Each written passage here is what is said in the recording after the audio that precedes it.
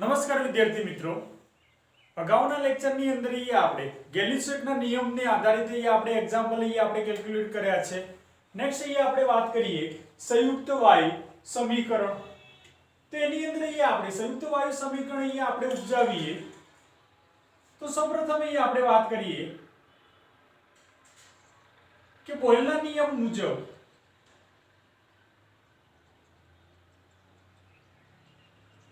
કે બોયલ માટે આપણને ઇક્વેશન આપણે ડિરાઈવ કરેલું છે કે v ઇન્વર્સલી પ્રોપોર્શનલ ટુ 1/p. તે જ રીતે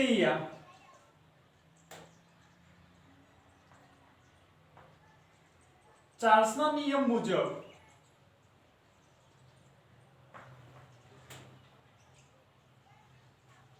v પ્રોપોર્શનલ ટુ t થાય છે. તો ઉપરના બંને સમીકરણને મુજબ આપણે એક નવું સમીકરણ આપણે ડિરાઈવ કરીએ છીએ કે v proportional two t upon p થશે. ધેરફોર p જે છે એ આપણે મલ્ટીપ્લિકેશન કરીએ છીએ તો pv પ્રોપોર્શનલ ટુ t થશે. જો પ્રોપોર્શનલ આપણે એટલે કે ચલે છે જો નેગ્લેક્ટ કરીએ છીએ તો પ્રોપોર્શનાલિટી કોન્સ્ટન્ટ આપણે k પુટ કરીએ છીએ તો pv kt થશે. ધેરફોર pv upon t આપણે k આપણે લખી શકીએ છીએ. વધુમાં કે નીચે જથ્થાના વાયુ માટે દબાણ, કદ અને તાપમાન પ્રારંભિક સ્થિતિએ જો P1 V1 અને T1 હોય તથા અંતિમ સ્થિતિએ દબાણ, કદ અને તાપમાન અનુક્રમે P2 V2 અને T2 હોય તો આની ઉપરથી આપણે નવું સમીકરણ આપણે ડિરાઈવ કરી શકીએ છીએ. P1 V1 upon T1 is equal to P2 V2 upon T2 જે આપણે સંયુક્ત વાયુ સમીકરણ તરીકે આપણે ઓળખી શકીએ છીએ. તો એની આધીન આપણે કેટલાક એક્ઝામ્પલની અંદર આપણે વાત કરીએ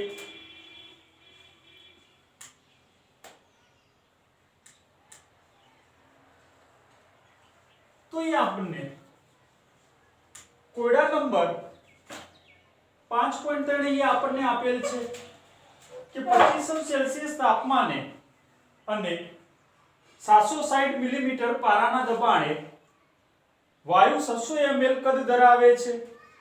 તો વાયુનું કદ 640 ml અને તાપમાન 10 સેલ્સિયસ થાય ત્યારે તે ઊંચાઈએ દબાણનું મૂલ્ય કેટલું હશે? તો વિદ્યાર્થી મિત્રો આપણે સંયુક્ત વાયુ સમીકરણ જે છે તો સંયુક્ત વાયુ સમીકરણની અંદર આપણે વેલ્યુ પુટ કરીએ. કોયડા નંબર આપણને આપેલો છે 5.3.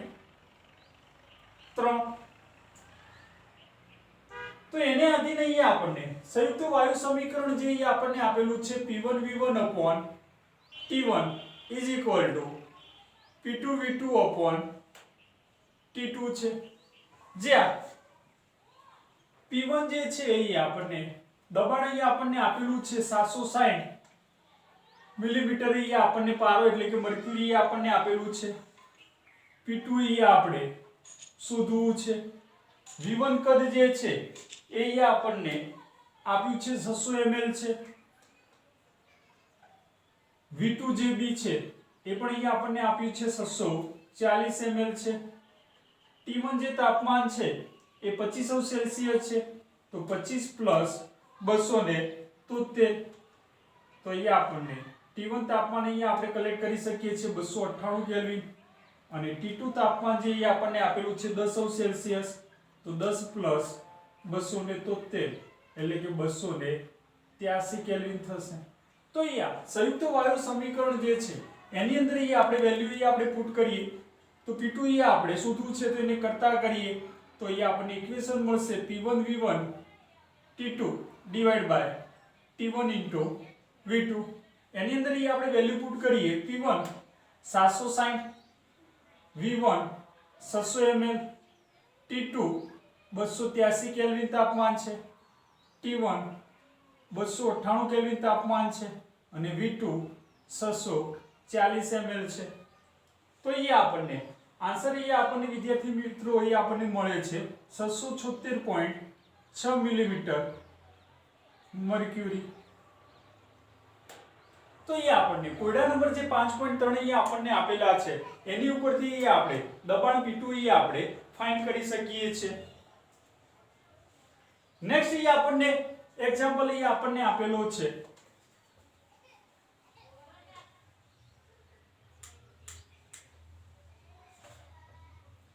કે 2 લીટર કદના પાત્રમાં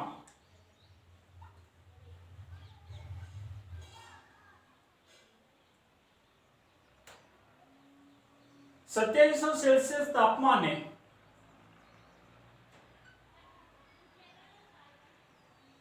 CO2 વાયુના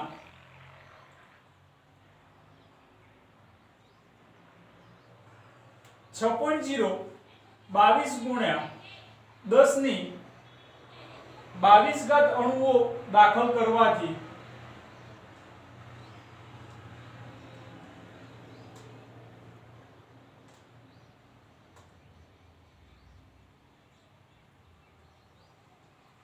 પાત્રમાંના CO2 વાયુનું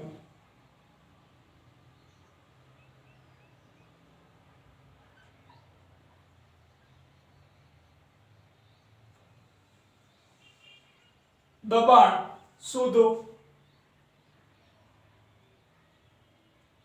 તો વિદ્યાર્થી મિત્રો આપણને એક એક્ઝામ્પલ આપણને આપેલો છે કે 2 લીટર કદના પાત્રમાં 2700 સેલ્સિયસ તાપમાને CO2 વાયુના 6.022 ગુણ્યા 1022 અણુઓ દાખલ કરવાથી પાત્રમાંના CO2 વાયુનું દબાણ શોધો. તો વિદ્યાર્થી મિત્રો આપણે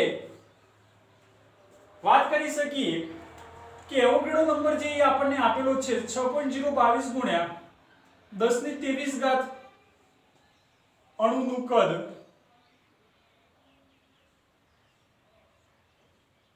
STP એ 22.4 હોય છે. તેથી 6.022 ગુણ્યા 1022 અણુનું કદ STP એ કેટલું હોય? તો therefore 22.4 ગુણ્યા 6.022 ગુણ્યા 1022 ડિવાઇડ બાય 6.022 ગુણ્યા 1023 થશે. તો આપણને આન્સર મળે છે 2.24 લીટર. આપણને આન્સર મળશે. હવે આપણે સંયુક્ત વાયુ સમીકરણ મુજબ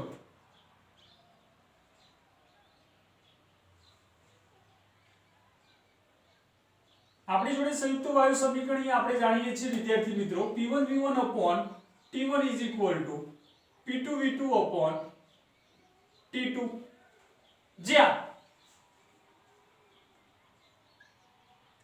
P1 1 બાર છે, P2 અહીંયા આપણે ફાઇન્ડ કરવું છે, V1 અહીંયા આપણને ફાઇન્ડ કર્યું છે 2.24 લીટર, V2 જે છે એ આપણને આપેલું છે 2 લીટર, T1 જે છે એ સ્ટાન્ડર્ડ ટેમ્પરેચર એ આપણે લઈએ છીએ 273 કેલ્વિન અને T2 જે છે 27 સેલ્સિયસ એ આપણને આપેલું છે, એને અહીં આપણે કેલ્વિન ની અંદર કન્વર્ટ કરીએ તો 27 + 273 300 કેલ્વિન. તો અહીં આપણે P2 ને અહીં આપણે કરતા કરીએ તો P2 P1 V1 T2 divide by T1 V2 થશે. એની અંદર અહીં આપણે વેલ્યુ પુટ કરીએ. P1 1 બાર દબાણ છે, V1 2.24 લીટર છે, T2 તાપમાન જે છે એ 300 કેલ્વિન છે, T1 તાપમાન જે છે એ 273 કેલ્વિન છે અને V2 જે છે 2 લીટર છે. તો અહીં આપણે આન્સર આપણે કલેક્ટ કરી શકીએ છીએ 1.22 231 બાર. નેક્સ્ટ એ આપણે એક્ઝામ્પલ ની અંદર એ આપણે વાત કરીએ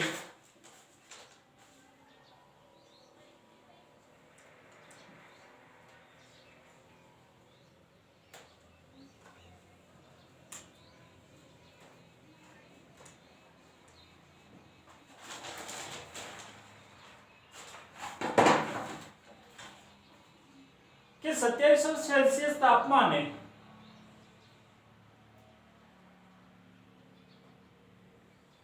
બે લીટર કદના પાત્રમાં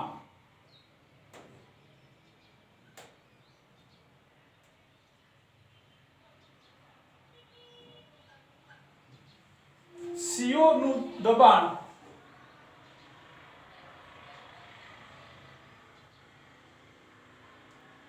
4 બાર છે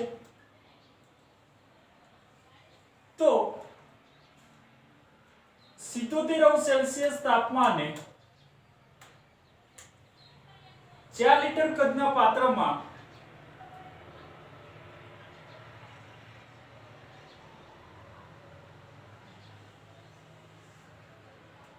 તે ભરવાથી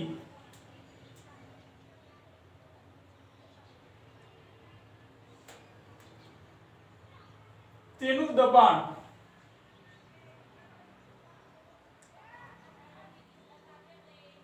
કેટલું થશે? તો વિદ્યાર્થી મિત્રો એ આપણને એક એક્ઝામ્પલ એ આપણને આપેલું છે કે 27 સેલ્સિયસ તાપમાને 2 લીટર કદના પાત્રમાં CO નું દબાણ 4 બાર છે તો 77 સેલ્સિયસ તાપમાને 4 લીટર કદના પાત્રમાં તે ભરવાથી તેનું દબાણ કેટલું થશે? તો સંયુક્ત વાયુ સમીકરણ જે છે P1V1 T1 P2V2 T2 પરથી આપણે કેલ્ક્યુલેટ કરી શકીએ કે P1 જે છે દબાણ 4 બાર છે, P2 જે છે અહીં આપણે શોધવું છે, V1 જે છે અહીં આપણને આપેલા છે 2 લીટર, V2 જે અહીં આપણને આપેલા છે 4 લીટર છે, T1 તાપમાન જે છે એ 2700 સેલ્સિયસ છે એને 273 સાથે આપણે ઇન્ક્રીઝ કરીએ છીએ તો એ આપણને મળશે 300 કેલ્વિન તાપમાન અને T2 જે તાપમાન છે એ 77 સેલ્સિયસ છે અને કેલ્વિન ની અંદર એ આપણે કન્વર્ટ કરીએ તો એ આપણને મળે છે 350 કેલ્વિન. તો એ આપણે P2 ને અહીં આપણે કરતા કરીએ તો P2 P1V1 T2 divided by T1 into V2 થશે. P1 4 બાર છે, V1 2 લીટર છે, T2 350 કેલ્વિન છે, T1 300 કેલ્વિન છે અને V2 4 લીટર છે. તો એ આપણને આન્સર એ આપણને મળે છે 2.33 બાર.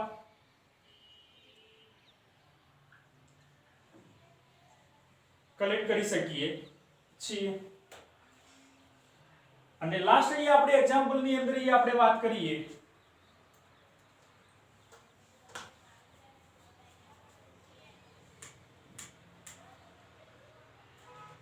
કે 400 કેલ્વિન તાપમાને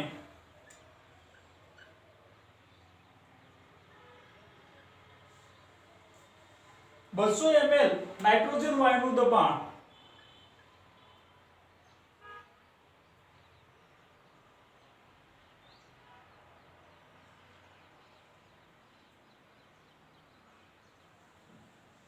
1.5 બાર છે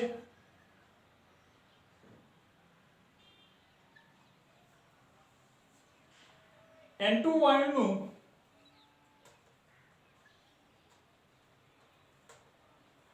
STP કદ શોધો.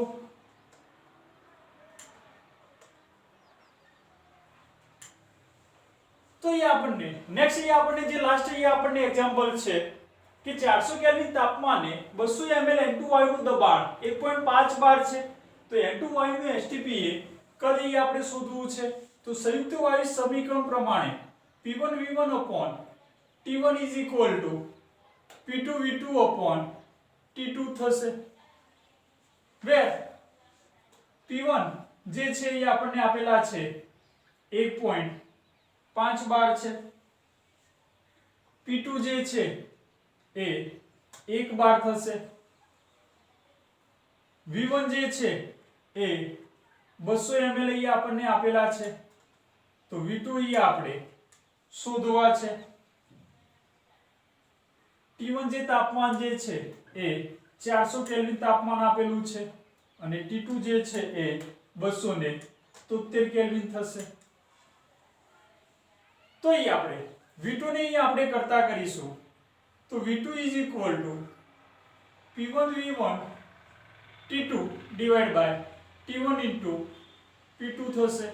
P1 1.5 બાર, V1 200 ml, T2 273 કેલ્વિન તાપમાન, T1 400 કેલ્વિન અને P2 જે છે એ 1 બાર થશે. તો આપણને આન્સર મળે છે 204.75 ml. તો વિદ્યાર્થી મિત્રો અહીં આપણે આજના લેક્ચરની અંદર અહીં આપણે સંયુક્ત વાયુ સમીકરણ અને તેને લગતા અહીં આપણે એક્ઝામ્પલ અહીં આપણે કેલ્ક્યુલેટ કર્યા છે. નેક્સ્ટ લેક્ચરની અંદર અહીં આપણે આદર્શ વાયુ સમીકરણ અને તેને લગતા અહીં આપણે એક્ઝામ્પલ અહીં આપણે કેલ્ક્યુલેટ કરીશું. Thank you.